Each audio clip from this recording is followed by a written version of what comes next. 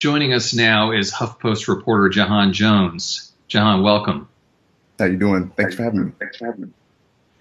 You recently took a look back at how President Trump often turns to racist language when he feels threatened, going all the way back to the 1980s. Tell us about that and the impact on black communities.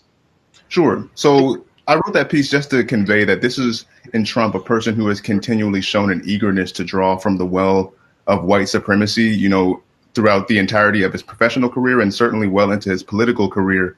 Early in his professional career, you might be aware that he was accused of housing discrimination, not allowing black renters to stay in his spaces. And then even more recently than that, when he took out the ad condemning what was then called the Central Park Five, he put out that ad during a time when he was experiencing effectively financial calamity, and he resorted to that as a means to heighten his profile, up his credibility. And so the point of that piece was just to convey that he's deploying a similar strategy with his political campaign. Obviously, at this time, the pandemic is ravaging the country, but he's continued to kind of tap that well of white supremacy. And the unfortunate thing for him is that we're living at a time of actual scarcity. The pandemic has made that glaringly obvious. And scarcity doesn't really comply with the promises of white supremacy, which is that every white man can have access to the American dream. You can live a middle class life. You can acquire a refined education. All of those promises are becoming less and less realistic.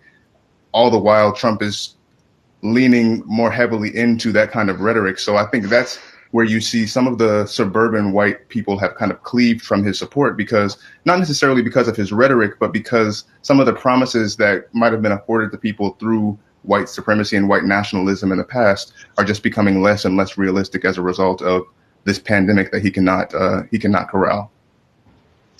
So Trump has said he's done more for the black community than any president since Abraham Lincoln. Yes, high self-praise. I know you don't agree with that. But can you talk a little bit? I mean, has he been, what do you think? Has he been the worst president for the black community since Abraham Lincoln? And, what is he doing when he's saying this, what is his strategy here? Because his campaign is cynically trying to make overtures, I think, to black voters. What is he doing here? Sure. I think to your point, there's a question as to whether those are really overtures to black voters or whether they're demonstrations to white people that he's not as racist as others might think. I always think back to in 2016 when Trump revealed his black platform on the tabloid media takeout. I thought of that as kind of a great exemplification of the seriousness with which he takes black issues, that he would release it in this kind of haphazard way. Through a tabloid, that's where he thinks he's meeting black people. And I think since then, you've seen this very unserious approach to garnering the black vote. I mean, I don't know which rapper the Trump campaign is going to partner with next to kind of convey its message. But the reality is that black people aren't going to be tricked into voting for a man who, in some very overt ways, has made clear he doesn't want black people to vote. In 2016, he told black people they have nothing to lose by staying home. In 2020, he is deploying upwards of $20 billion in lawsuits across the country to make voting more difficult, particularly in black areas. So all of these overtures he's making, again, you have to wonder whether he's making those to black people or whether he's making those to white people who want to feel as though they're supporting a man who's not as racist as everyone believes him to be.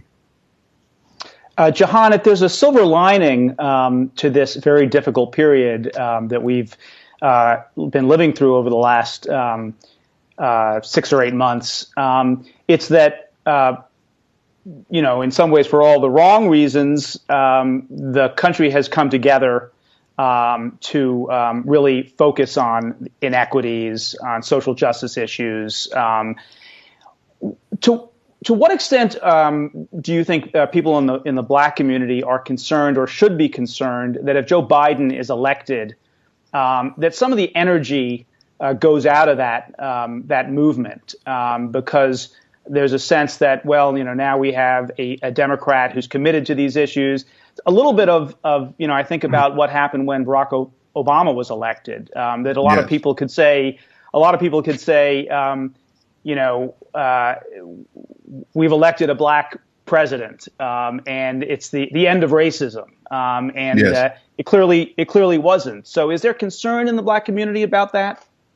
Yes, and I actually don't think that concern is tied at all to Joe Biden winning. I saw a survey fairly recently that said a lot of the gains that were achieved as a result of the George Floyd protests with regard to anti-racist advocacy have regressed, meaning the support for Black Lives Matter that we saw so heavily in the immediate wake of George Floyd's death has kind of dissipated in the time since. So I think that concern about apathy toward racism is just this ever-present concern that looms over Black people.